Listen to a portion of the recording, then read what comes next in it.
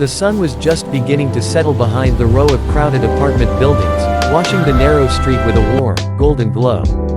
Vendors were closing their stalls, children were returning home, and the smell of roasted corn and street-side tea filled the air. Amid all this noise and late evening movement, a little boy, no older than 7, sat on a broken cement step near the corner grocery shop. His clothes were faded, his slippers torn, but his eyes held a strange mixture of innocence and maturity, as if life had forced him to grow up earlier than others. His name was Rafi. Rafi's fingers moved delicately over the tiny toy car in his hand. The toy had once been bright red, but now its paint was chipped, and one of the wheels hung loose, barely managing to rotate. The windshield was missing, and the back bumper was cracked, yet Rafi held it with more care than a rich kid holds a brand new tablet. He rubbed the car's roof with his thumb, trying to clean off the dust, then blew softly on it, imagining it gleaming again like the day someone must have bought it. But Rafi hadn't bought it. He had found it, thrown away near a garbage bin 3 weeks earlier.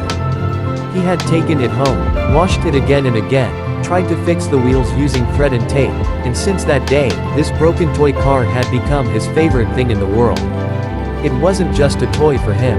It was company. It was comfort. It was something that was his. On the step beside him, his school notebook lay open, the pages slightly curled from humidity. He had drawn little roads on it using a blunt pencil, zigzag lanes, squares that represented buildings, loops that looked like roundabouts. Those crude lines were his imaginary world, one where his toy car lived and raced freely. Rafi placed the broken car at the top of a drawn hill and whispered with deep excitement, "Ready, 3, 2, 1, go." He pushed the toy gently and watched with full concentration as it rolled down the pencil road. Halfway through, the loose wheel wobbled and the car tipped over, falling flat on its side. Instead of being upset, Rafi giggled. Then he picked the car up again, straightened it carefully, and murmured, "Try again. You can do it. One more time." His voice was soft, but there was warmth in it, like the voice a parent uses while encouraging a child who just fell down.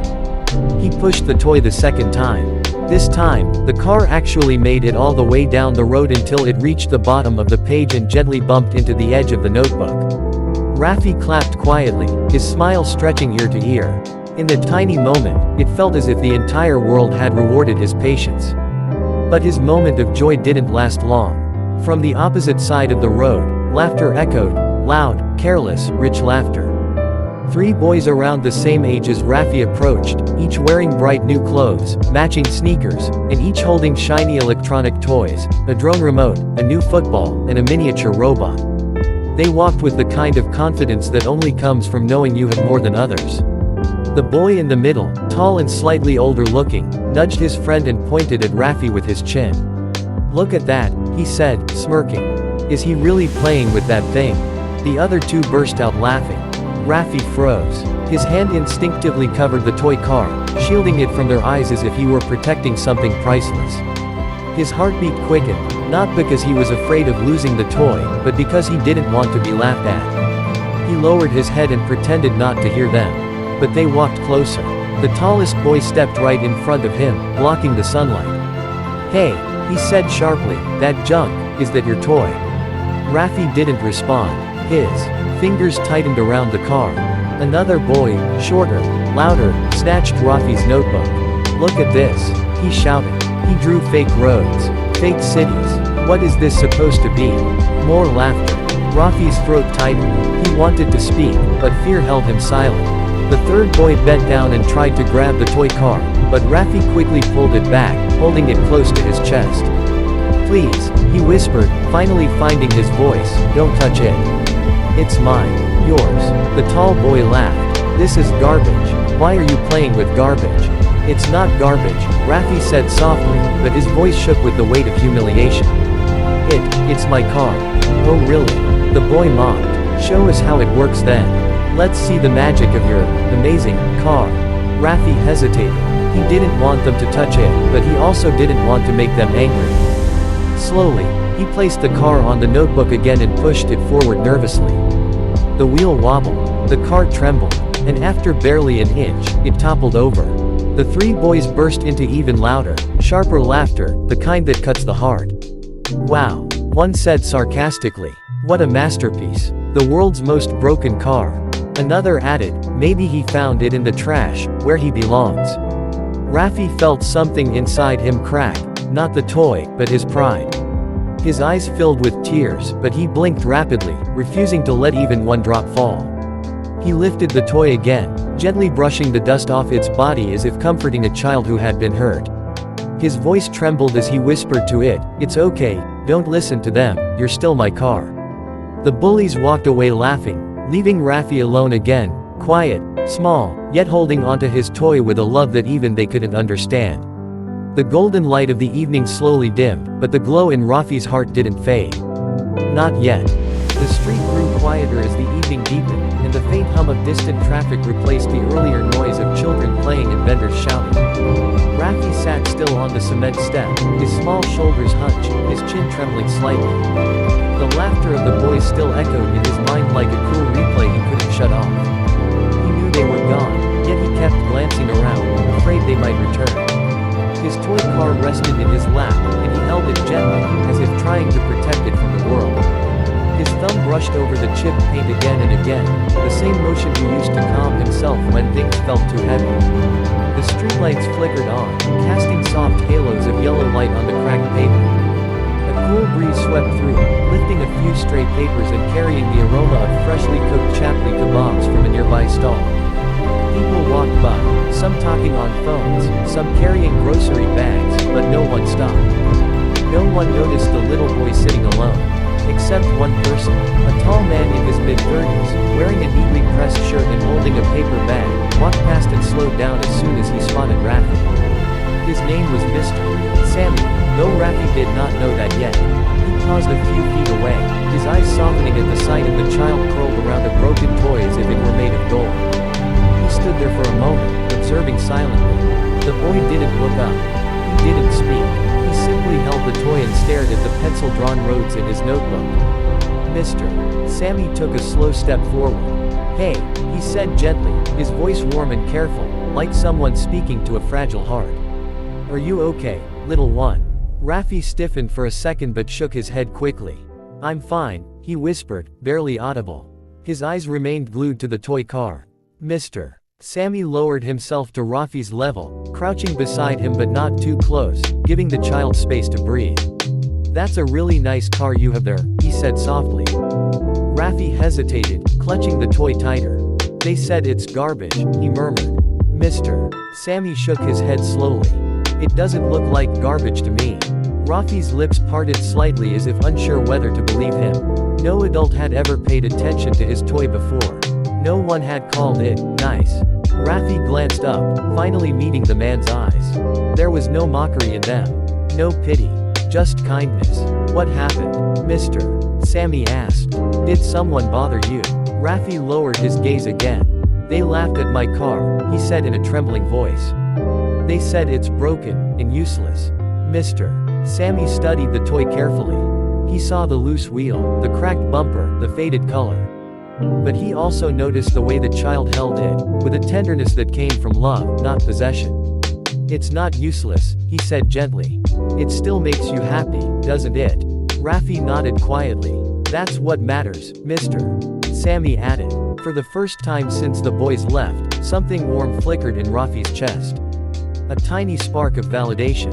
He lifted the toy and placed it on the notebook again, running his finger across the pencil-drawn roads. "Mr. Sammy smiled softly. "You drew all this?" Rafi nodded again, this time a little more confidently. "It's my city," he said. "The car drives here every day." "It's beautiful, Mr. Sammy said, meaning it. Rafi looked surprised. "Really?" "Yes," the man replied. "You have imagination. A lot of kids forget how to imagine things without screens these days." Rafi didn't fully understand the sentence, but he felt its positivity. It made him straighten his back just a little. The man looked around and then slowly sat beside him on the step.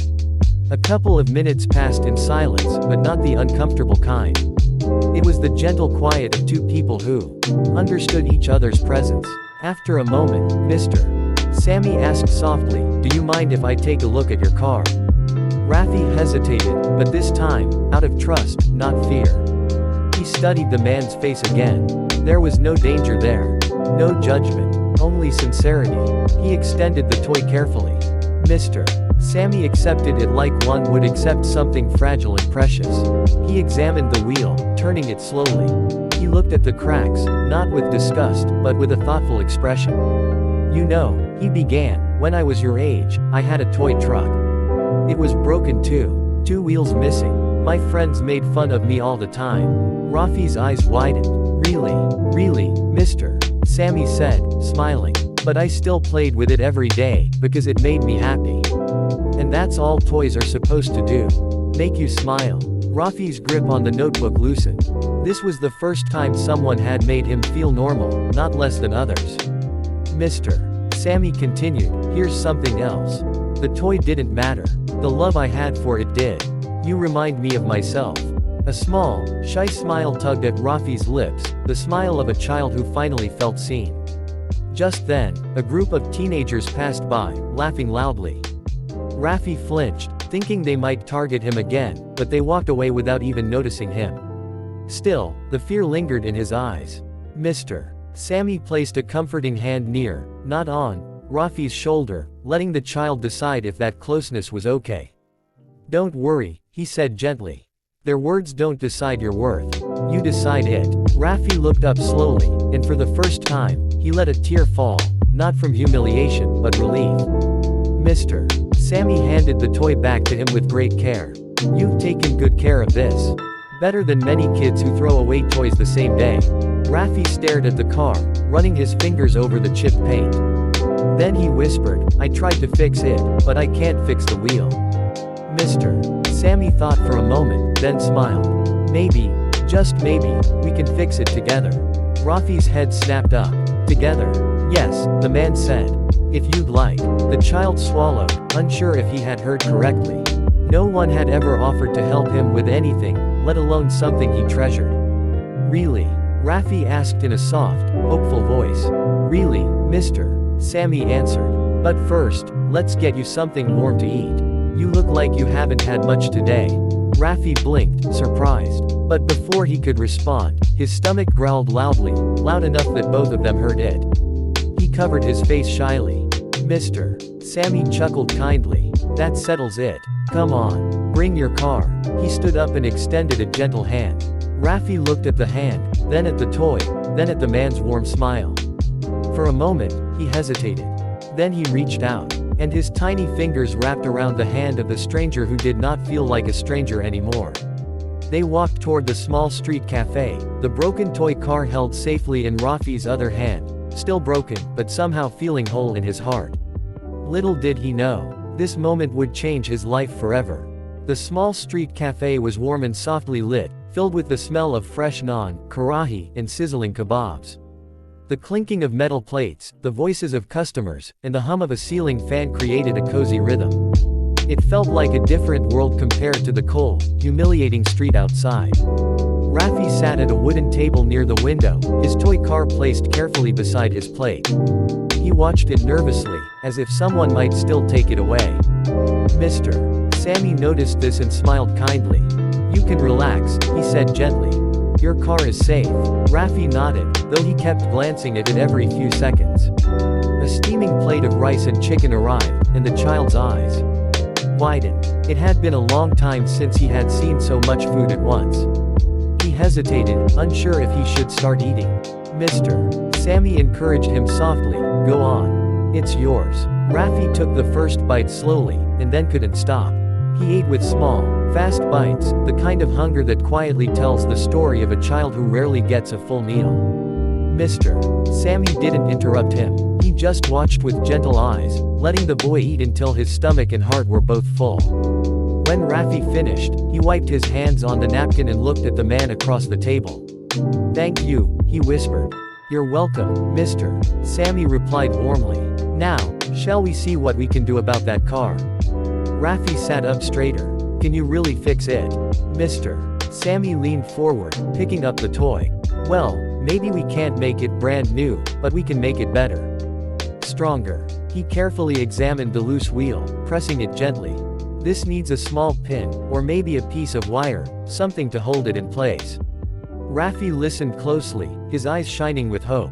"Do you have tools?" He asked quietly. Mr. Sammy smiled. Actually, yes. I work at a nearby repair shop. We fix phones, remotes, small gadgets, and toys too, sometimes. Rafi's eyes widened even more. Really? You fix toys? Only the special ones, Mr. Sammy said with a wink. The boy smiled shyly. Come, the man said, standing up. Let's go take a look. They walked out of the cafe together, stepping into the cool night breeze. Streetlights glowed softly, and a gentle calmness spread across the neighborhood. Rafi held the toy car to his chest as they walked, as if protecting it from the dark. Soon, they reached a small shop at the end of the street with a sign that read, Sammy Electronics and Repair. It wasn't fancy, but it felt safe, warm light shining through the glass windows, shelves lined with tools, wires, batteries, and tiny screws neatly stored in boxes. Mr. Sammy unlocked the door and gestured for Rafi to enter. The boy stepped inside, eyes wide with wonder. He had never seen so many tools before: tiny screwdrivers, pliers, magnifying glasses, and even small bottles of paint. This is where magic happens, Mr. Sammy joked lightly. Rafi giggled. The man placed the broken toy on the work desk, turned on the bright lamp above it, and rolled up his sleeves. All right, he said. Let's begin. He worked patiently, testing the wheel, aligning it, trimming a thin piece of wire, bending it, and securing the axle. Rafi watched every movement with breathless anticipation. Hold the light for me, Mr. Sammy asked gently. Rafi nodded eagerly and held the small lamp, illuminating the toy like it was the most precious thing on earth. After a few minutes, the man tightened the last bend of wire. Try it now, he said. Rafi placed the car on the smooth wooden table. He pushed it forward. The wheel didn't wobble. The car didn't fall. It rolled straight, smooth and steady. Rafi gasped. It's fixed. Not perfect, Mr. Sammy said modestly, but stronger than before. Rafi picked the car up and hugged it tightly. For a moment, the child said nothing. Then, quietly, he whispered, You fixed it. Nobody ever fixes things for me. Mr. Sammy's heart softened. Everyone deserves someone who cares, he said. The boy hesitated, then whispered the question that had been sitting heavy in his heart. Why did you help me? The man took a slow breath. Because sometimes, one kind moment can change a whole life. When I was a kid, someone helped me too. I never forgot. Rafi looked at him quietly, absorbing every word. Then, he said something Mr. Sammy didn't expect. Can I come again? To see you. Not just for fixing things, just to talk. The man felt a lump in his throat. He nodded, gently. Yes, Rafi. You can come anytime.